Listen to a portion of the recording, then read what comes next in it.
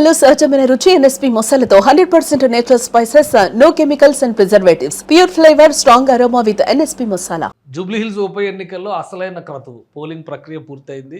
Exit polls ఒకే వైపు వీస్తున్నటువంటి పరిస్థితి ఉంది. అసలు ఏం జరిగింది? ఈ ఫలితాలు ఎగ్జిట్ పోల్స్కి తగ్గట్టుగానే వచ్చే అవకాశం ఉంది. ఈ అంశాన్ని విశ్లేషించే ప్రయత్నం చేద్దాం. మనతో పాటు జనసేన పార్టీ నేత డాక్టర్ మాధవరెడ్డి గారు. మాధవరెడ్డి గారు నమస్తే. జూబ్లీహిల్స్లో వీచినటువంటి గాలి ఎగ్జిట్ పోల్స్ రూపంలో అందరూ కాంగ్రెస్ గెలుస్తుందని చెప్తున్నారు. ఏంటి మీ అంచనా ఏంటి? ఆల్రెడీ లాస్ట్ మినిట్లో జనసేన పార్టీ బీజేపీకి మద్దతు అని క్యాంపెయిన్ కూడా చేశారు. మీ పల్స్ ఎలా ఉంది? సార్, ఎగ్జిట్ పోల్స్, ప్రీ పోల్స్ని ఒక పార్టీ కొనేసింది, ఎగ్జిట్ పార్టీ పోల్స్ని ఒక పార్టీ కొనేసింది. అటు బీఆర్ఎస్, ఇటు కాంగ్రెస్. ఎందుకంటే మెయిన్గా సార్ ఈ పోల్స్ ఎవరైతే కొనుక్కుంటారు సార్, మీరు చూసారు వందల కొద్ది సర్వేలు వచ్చాయి. ఇంతకుముందు 1-2 సర్వేలు వచ్చాయి. దాంట్లో అక్యురేట్ అనాలిసిస్ ఉండదు. శాంపిల్ కలెక్షన్ లేదు సార్. శాంపిల్ కలెక్షన్ లేకుండా చేసే అనాలిసిస్ అనేది మనం వాటి మీద డిపెండ్ అవ్వచ్చు సార్. మెయిన్గా election polling sir below 50%. Last టైంతో కంపేర్ చేసుకుంటే 1% ఇంక్రీజ్ అయింది.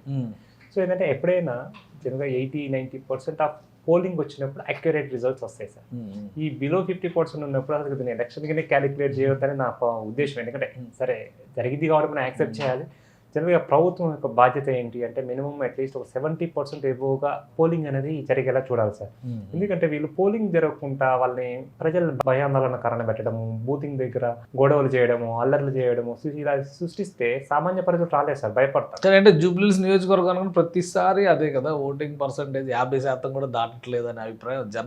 మొన్న లాస్ట్ టైం జనరల్ ఎలక్షన్స్లో కూడా అదే పరిస్థితి, 47% అయింది. ఈసారి ఇంకో 1% పెరిగింది కాబట్టి జనం మాకు అనుకూలంగా ఓటేశారని అధికార పార్టీ చెప్పి మా విధానాలకు మద్దతు అని చెప్పని అంటున్నారు కదా. మీరు చూడండి సార్, లాస్ట్ టైం మునుగోడు కానీ ఎక్కడ బై ఎలక్షన్ జరిగినా మనకు ఓటింగ్ పర్సంటేజ్ చాలా పెరుగుద్ది సార్. జనరల్ ఎలక్షన్స్ జరిగినప్పుడు 45, 50, 60 రావడం ఇస్ కామన్ సార్. కానీ ఇలా బై ఎలక్షన్స్ వచ్చినప్పుడు కాన్సన్ట్రేషన్, అన్ని పార్టీల కాన్సన్ట్రేషన్, ప్రభుత్వ యంత్రాంగం కాన్సన్ట్రేషన్ ఉంటుంది సార్. అప్పుడు ఓటింగ్ పెరుగుతుంది సార్. ఆబ్వియస్గా 10-20% పెరగాలి, 70% అని రావాలి. అంటే పెరగలేదు అంటే ప్రభుత్వం యొక్క చిత్తశుద్ధి ఇందులో కనపడుతుంది సార్. ప్రభుత్వం ఏంటంటే గెలవాలంటే ఇలాంటి అల్లర్లు చేస్తే సామాన్య వ్యక్తులు కానీ అటు ప్రొఫెషనల్ ఉన్న వాళ్ళు కానీ బయటికి రారు. గొడవలో పోవడం ఎందుకు, ఓటు వేయడం ఎందుకు. ఈ రోజుల్లో సామాన్యుడు ఎలా ఉన్నాడంటే ఓటు వేయడం ఎందుకు అన్న స్థాయికి వచ్చాడు. ఎందుకంటే చుట్టూ ఉన్న వాతావరణం బాగాలేక, అక్కడ అట్మాస్ఫియర్ లేక, ఫెసిలిటీస్ లేక, ఎలక్షన్ కమిషన్ ఇంకా పాత పద్ధతులు అమలు చేయడంతో కొంతమంది రావట్లేదు. ఇది ఇలా ఉంటే సరే మనం చట్టాన్ని మార్చలేము, టైం పడుతుంది మార్చాలంటే.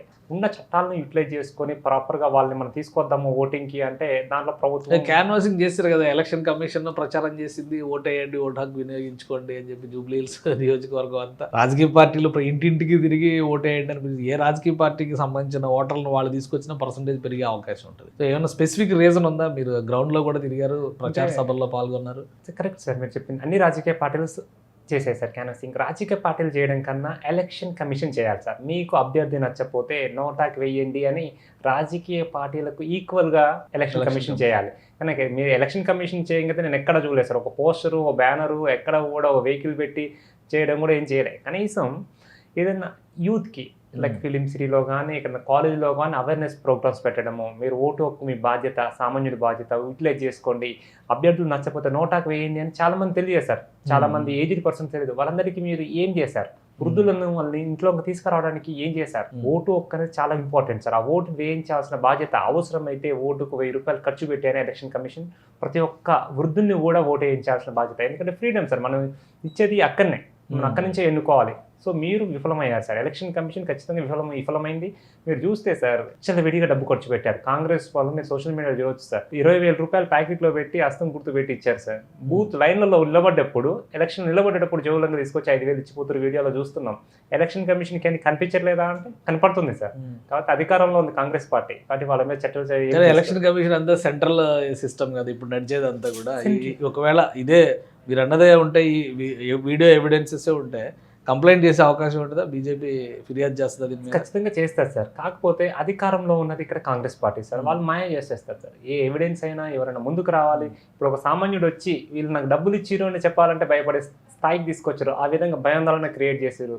ఫస్ట్ నుంచి కూడా ఇది ఎంఐఎం పార్టీతోని కాంగ్రెస్ కుమ్మక్కయ్యి డైరెక్ట్ ఒక ముఖ్యమంత్రి ఉండి కాంగ్రెస్ అంటే ముస్లిం అంటే కాంగ్రెస్ అన్న స్థాయికి దిగజారి మాట్లాడినాక ఎవరైనా సామాన్యుడు వచ్చి కంప్లైంట్ చేయాలంటే ఇచ్చే విధంగా లేదు సార్. ఎందుకంటే సార్ ఒక రాజకీయ పార్టీ వ్యక్తి మాట్లాడిండు అంటే ఓకే సార్, రాజకీయంలో పరంగా ఏమైనా ఆయన ఫ్రీడమ్ అని మాట్లాడచ్చు. కానీ ఒక ముఖ్యమంత్రి స్థానంలో ఉండి మతాల గురించి మాట్లాడిండు, అన్ని మతాల సమానంగా చూడాల్సిన బాధ్యత ముఖ్యమంత్రిది. సో ఆయన కూడా ఒక మతాన్ని డివైడ్ చేసి మాట్లాడినంటే ఏ విధంగా జూబ్లీహిల్స్ ఎలక్షన్స్ లో మతము కులం బీసీ ఫ్యాక్టర్ మైనారిటీ ఫ్యాక్టర్ ఈ రెండింటి మీద ఎక్కువ చర్చ జరిగింది. అన్ని పార్టీలు అదే క్యాంపెయిన్ చేసినాయి. అంటే బీజేపీకి ఇందులో కొంత డిసడ్వాంటేజ్ ఉండొచ్చు, మైనారిటీ ఓటింగ్ కానీ లేదంటే మత ప్రస్తావనలు తీసుకొచ్చినప్పుడు.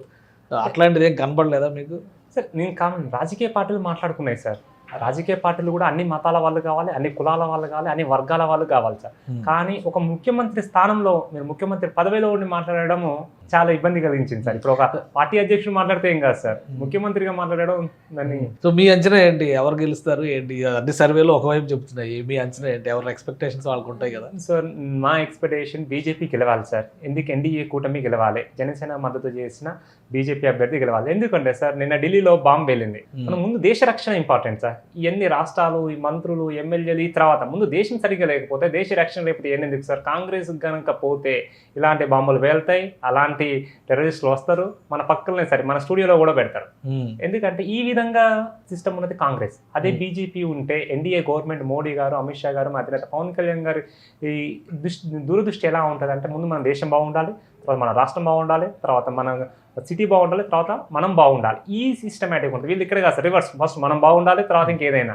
వీళ్ళు బాగుండాలంటే వీళ్ళు అతి ఆశ సరే ఎన్ని సంవత్సరాలైనా వీళ్ళు బాగా అట్లనే ఉంటారు. సో మీ అంచనా ప్రకారం ఎవరు గెలుస్తారు?